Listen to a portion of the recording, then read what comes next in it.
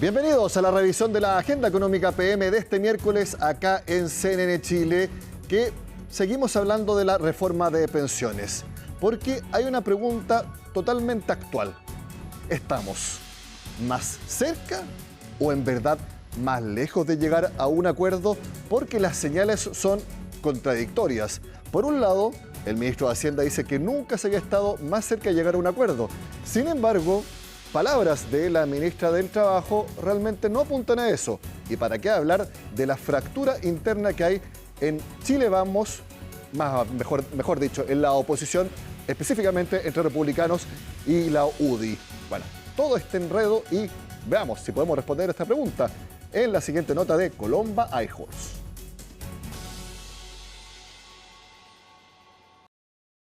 Yo en lo personal también quiero decirlo, porque ha sido parte de la polémica, que yo sí soy partidario, independiente de lo que se plantee en nuestro escenario, de innovar en términos de que a igualdad de ahorro y a la misma edad, hombres y mujeres tengan la misma pensión. Aclaración necesaria luego de los cuestionamientos que generaron las declaraciones del presidente de la UDI respecto a la disposición de la tienda para destinar un 0,5% de la cotización adicional al sistema de reparto para reparar la brecha previsional entre hombres y mujeres.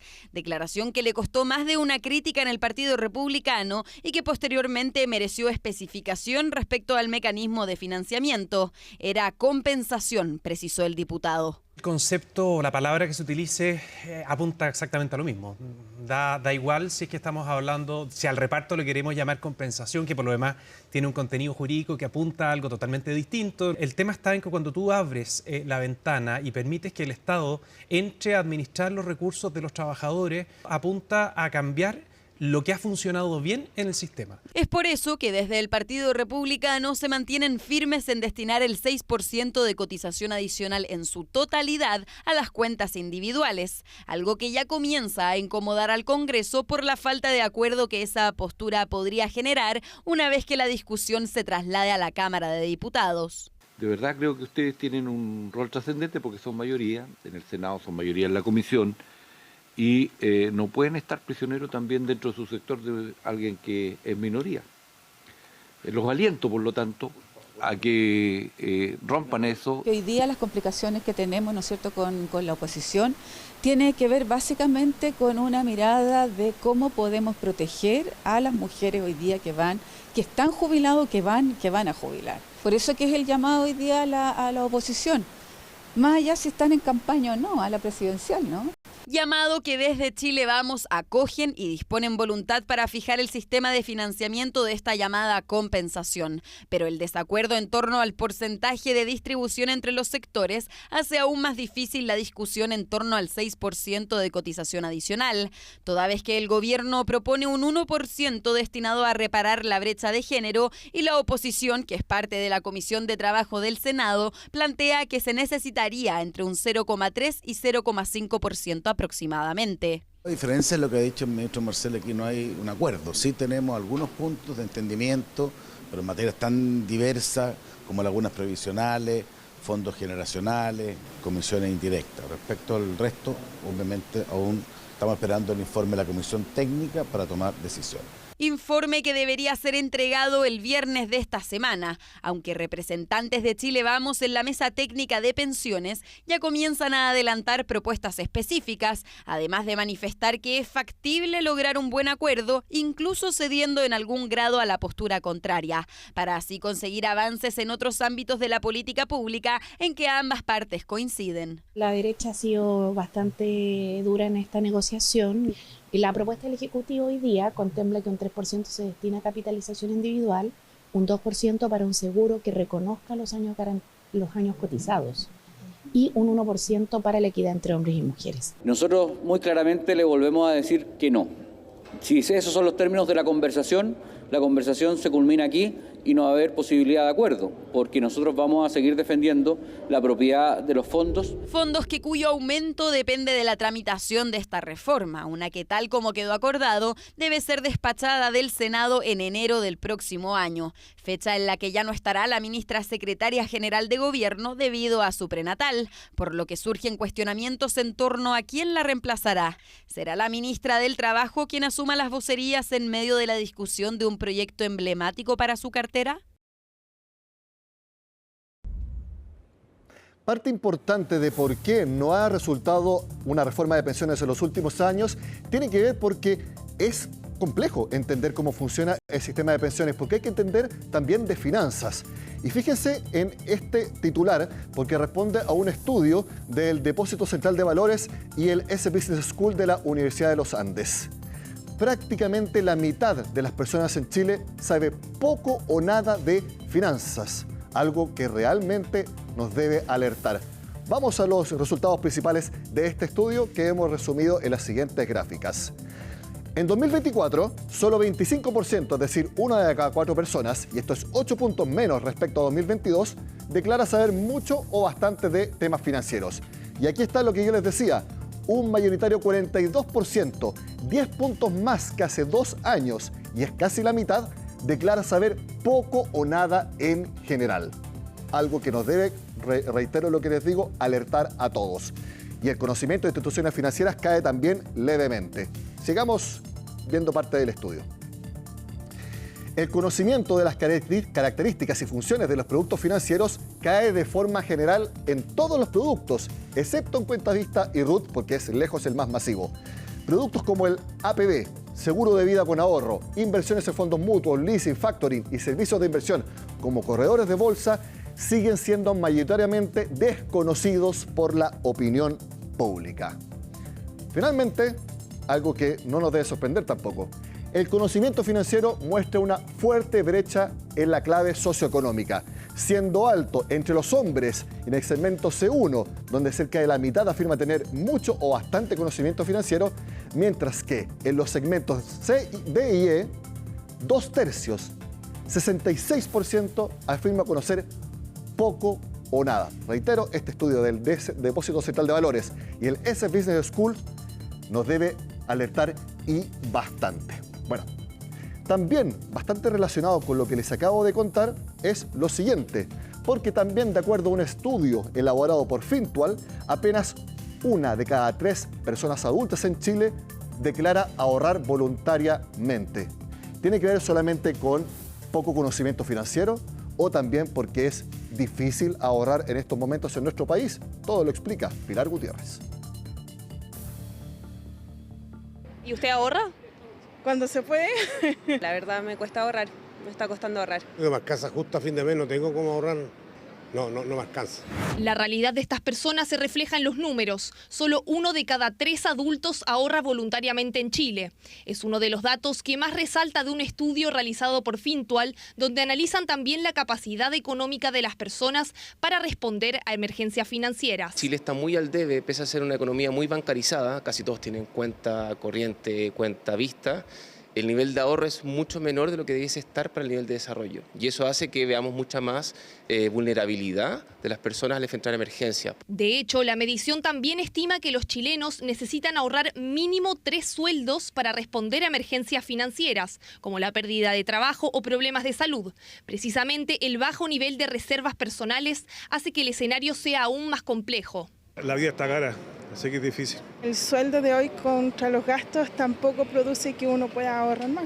Apenas alcanza para comer. Y menos los pensionados, que todavía no suben ni una pensión de hambre. Así que, ¿cómo vamos a ahorrar? No tenemos ni para la salud. Siento que la administración no está siendo buena, entonces está costando juntar incluso la plata para fin de mes. Al observar los ahorros previsionales voluntarios, vemos que en el caso de los que son administrados por las AFP, el primer semestre de 2024 los depósitos bajaron, marcando su menor nivel desde 2019. Esto no ocurre en el caso de los APB administrados por fondos mutuos, donde los montos han ido aumentando. Según datos de la Asociación de Fondos Mutuos, este año han crecido cerca de un 20%. En general, las personas tienen la intención de hacer ahorros, pero previsionalmente, hacerlo de manera voluntaria, tiene mucho que ver con la capacidad de si tienen ahorro o no después de su sueldo. Hay un grupo importante de personas que está bien endeudada y por lo tanto no tienen espacio de ahorrar. Las personas hoy conocen mucho más lo ventajoso que es hacer ahorro y por lo tanto hoy día hay más personas dispuestas a hacer ahorros previsionales voluntarios. Lo que nos ha jugado o lo que ha jugado en contra más bien fue el proceso constitucional donde se vio ciertos riesgos de quién administraba estas plata. En AFP Capital también han estudiado el escenario del ahorro en el país y descubrieron una tendencia muy similar. Solo 32% de las personas tiene capacidad de ahorro en el corto plazo, exactamente la misma porción que lo medido por Fintual. Si bien entendemos la situación económica que está viviendo el país, nos deja altamente preocupados, porque vemos que hay poca capacidad de ahorro y sabemos que mientras más jóvenes las personas comienzan a ahorrar, es mejor su pensión, es mejor su bienestar financiero. Sumado al complejo panorama del ahorro, el estudio de la FinTech reveló que solo 57% de las personas puede acceder sin mayores dificultades a dinero para emergencias, un problema que también notan desde las cajas de compensación de asignación familiar. Es importante señalar que las personas quieren ahorrar. En los estudios que hemos hecho desde las cajas de compensación hemos podido relevar que más de un 60% de las personas tiene interés. Tenemos un porcentaje importante de la familia, de los hogares en nuestro país que está llegando recién a fin de mes. O sea, eso significa que todos sus ingresos finalmente se los gasta y no hay espacio para el ahorro. ¿Qué es lo que explica el bajo nivel de ahorro? Para los expertos sería una combinación de falta de educación financiera y el escenario económico del país. Hay mucha cultura financiera que no se ha visto, la bancarización ha ido mucho más de la mano de una cultura del crédito más que una cultura del ahorro, con mayores números de desempleo, hemos visto mayores números de inflación. Entonces, cuando estás enfrentado a ese nivel de dificultad, es mucho más probable que tengas que hacer más uso de un fondo de emergencia. Además, el estudio establece que la dificultad para encontrar empleo puede incrementar la necesidad de reserva hasta en 5 meses adicionales de sueldo. Es parte del complejo panorama que enfrentan las personas a la hora de querer ahorrar. Bueno, como vemos, la educación financiera de nuestro país está en crisis. En realidad, la educación general en nuestro país es crítica. Y el siguiente índice lo demuestra lamentablemente. Chile es, por lejos, el peor país de la OCDE en comprensión lectora y también comprensión matemática, tal como lo explica Natalia Muñoz.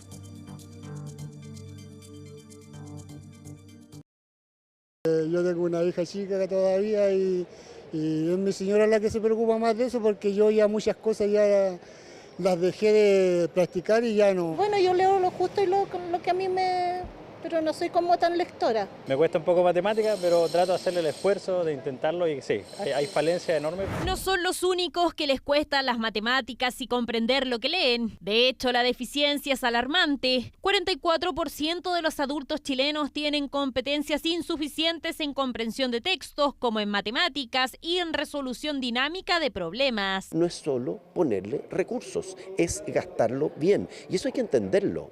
Esto es un tema central en la productividad de nuestra economía. Es gravísimo que estemos generando más y más profesionales, pero que no tengan las competencias mínimas muchas veces en habilidades tan elementales. Chile es el peor resultado, con mucha diferencia en los 31 países evaluados por la Organización para la Cooperación y el Desarrollo Económico. En la comprensión lectora, los adultos chilenos de entre 16 y 65 años registraron 218 puntos en una escala de 0 a 500, frente a la media de 260 en la OCDE y a los 296 de Finlandia, el número 1 en ese punto. En matemáticas, la nota de los chilenos es 214 puntos, cuando la media de la OCDE es 263. Vemos una brecha relevante entre generaciones, lo que significa que las generaciones más jóvenes han podido subir y las generaciones más jóvenes, entre 16 y 24 años y 25 y 34 años,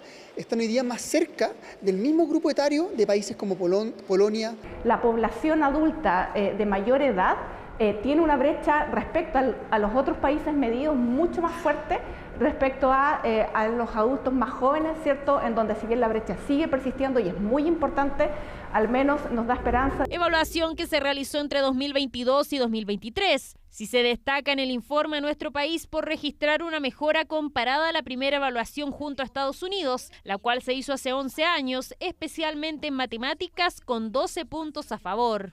Chile, en el concierto de la OCDE, está más abajo en su nivel de desarrollo, es de los últimos países que entró, y por lo tanto hay una cierta explicación respecto a eso, pero sin embargo, de alguna manera esto está dando cuenta de las falencias. Las principales falencias de nuestro sistema están en la educación inicial, porque cuando uno mira los países referentes, todos los estudiantes que en estos países egresan de educación básica tienen mejores puntajes que los que tienen los chilenos con educación media. Competencias que son claves para tener empleo y para el nivel de salario que se puede obtener. Además, ligado a las matemáticas están los conocimientos financieros, donde casi la mitad de las personas sabe poco o nada de finanzas en Chile, según un informe del Centro de Estudios Financieros de la Universidad de los Andes y el Depósito Central de Valores. Tampoco estamos hablando de temas demasiado sofisticados. Esto incide no solamente en la calidad de vida de las personas, sino que incide también en las posibilidades que tenemos como país.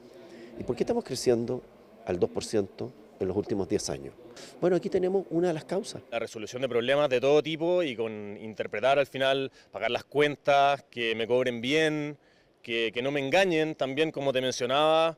Si un político habla de un indicador, de un porcentaje, entender qué significa ese porcentaje. Calcular qué porcentaje le pagas a la AFP o a la ISAPRE o discernir entre una noticia falsa afecta al déficit en las competencias lectoras o matemáticas, donde quedan desafíos para la educación. Cuando uno ve los resultados de las personas más jóvenes, existen enormes desigualdades, más que en Polonia y en Portugal.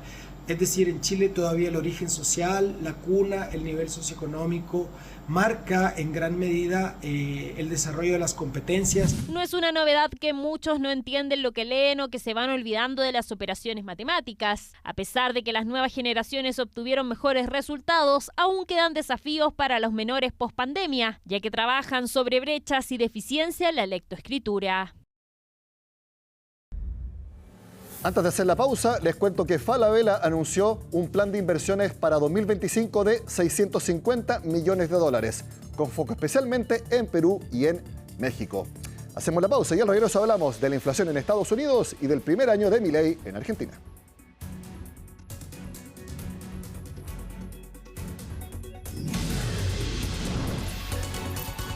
Se conoció la inflación de noviembre en Estados Unidos, 0,3%, estuvo en línea con lo esperado y crecen las expectativas para que siga bajando la tasa de interés. Los datos se mantuvieron en línea con lo que esperaba el mercado. Vimos un pequeño repunte en el dato general, pero observamos que no son componentes estructurales que puedan ocasionar mayor presión inflacionaria, debido a que los componentes que ocasionaron este pequeño repunte vienen por el lado de la energía y los alimentos. Esto llevó a que el mercado descuente con una probabilidad del 99.9% luego de conocerse el dato que la Reserva Federal realice un recorte de tasa de interés la próxima semana de 25 puntos básicos, lo que quita presión al dólar en Chile, beneficiando a la economía nacional y viendo un tipo de cambio más holgado en donde podamos seguir viendo una reducción si se mantiene esta estructura y datos económicos. La próxima semana entonces tendremos tasa de interés en Chile y también en Estados Unidos. Bueno, y alguien que quiere bajar la inflación a toda costa es Javier Milei, presidente de Argentina, que cumplió esta semana un año en el poder. En la siguiente nota vemos el resumen con gran foco en la economía. Queridos argentinos, quiero comenzar por agradecerles a todos. Gracias por haberme dado el honor de ser el presidente de esta gran nación. Tras un año de gobierno del presidente Javier Milei, Argentina ha sufrido grandes transformaciones. Desde su llegada, Milei marcó una diferencia. Llegar a la Casa Rosada sin pertenecer a un partido político tradicional era inimaginable. Aunque Milei ganó la presidencia, no obtuvo gobernaciones y su representación legislativa fue limitada. Menos del 10% en el Senado y el 15% en la Cámara de Diputados. A pesar de ello, consiguió aprobar sus principales propuestas durante este primer año de gobierno. Al día de hoy ya eliminamos más de 800 normativas, a razón de más de 2 por día. Consideramos la ley base y el DNU en su conjunto. Hemos hecho la reforma estructural más grande de la historia, 8 veces más grande que la de Menem. El mandatario libertario arrasó el gasto público con su simbólica motosierra, recortándolo en un 35% en el primer semestre, equivalente a 5.6 puntos del PIB. Un ajuste sin precedentes en Argentina que busca eliminar el déficit fiscal y equilibrar las finanzas del país. Estas son algunas de las razones por las que el Fondo Monetario Internacional y el Banco Mundial prevén que Argentina crecerá en un 5% en 2025, siendo el país que más crecerá de la región. Le pasamos la motosierra al gasto público. Le pusimos fin a la pauta publicitaria de los medios. Redujimos los ministerios de 18 a 8. Eliminamos casi 100 secretarías y subsecretarías. Sin embargo, el costo del ajuste de Milei ha sido gigantesco para los argentinos. Parte del motivo del crecimiento proyectado para 2025 es que Argentina partirá desde el último lugar, tras la recesión provocada por las medidas del presidente que este año resultaron en una caída económica del 3.4%. Este freno económico ha incrementado la pobreza, que subió 11 puntos desde la llegada de Milei, el mayor aumento en 20 años. Según el Instituto Nacional de Estadística y Censos, 7 de cada 10 niños argentinos viven en la pobreza y casi el 53% de la población no cubre sus necesidades básicas. Le hizo un ajuste que es tremendo, que ha generado una recesión enorme, que es cierto que tiene como resultado en términos positivos el descenso de la inflación, pero también tiene un impacto en la vida cotidiana de la gente muy fuerte. Uno de los sectores más perjudicados por las medidas del gobierno de Milei han sido los pensionados. Un proyecto de ley buscaba aumentar las jubilaciones para mitigar la pérdida de poder adquisitivo debido a la inflación, pero Milei lo vetó al considerarlo una amenaza para el equilibrio fiscal. Tengo mis suegros jubilados y la verdad que no la están pasando muy bien. Lo ayuda a mi pareja, nosotros convivimos y está difícil. Ha sido un año de cambios radicales y medidas transformadoras sin precedentes en la región, marcadas por una imparable motosierra que busca reestructurar los problemas históricos de la nación. Sin embargo, mientras los recortes que Milei asegura apuntan a desmantelar la casta siguen en curso, las condiciones de vida de los sectores más vulnerables de Argentina se deterioran con cada día que pasa. De esta forma termina la agenda de miércoles. Sigan acá en CNN Chile.